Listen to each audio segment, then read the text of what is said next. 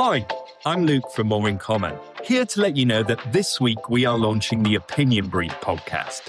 It's going to be your essential weekly update on what the British public thinks and why. Now, I know what you're probably thinking. Why on earth do we need another podcast about politics?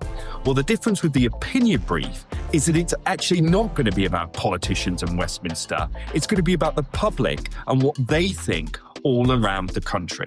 About 1 in 10 people said that the government were too harsh on illegal immigration at that time.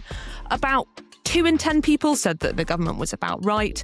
But actually 7 in 10 people said that the government were too weak, and that included a majority of those who voted Labour in 2024. Every Thursday, in time for your morning commute, we'll be providing you with More in Common's latest polling and focus groups, taking you beyond the bubble to find out how real people are responding to the biggest issues of the week. This is hugely about perception. So after consecutive governments have appeared to fail to tackle channel crossings, people just want a system that actually works. That's why Britons opposed things like the Rwanda scheme that never kind of successfully saw planes take off.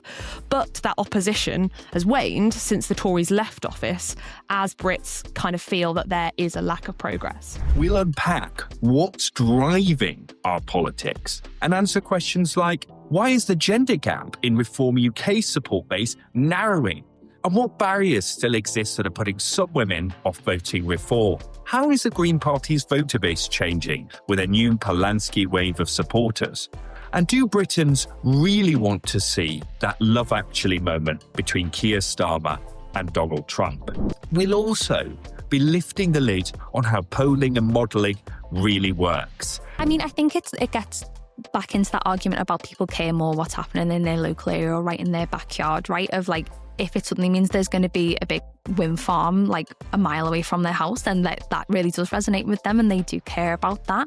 So I think it's all about that idea of being accommodating. People understand the need for renewables. They understand the need that we are going to have to make accommodations for the energy transition. We'll be unveiling brand new research exclusively on the podcast, speaking to politicians, journalists, think tankers and decision makers about the impact of public opinion on their work. This is going to be your one-stop shop for public opinion and understanding what British people are thinking.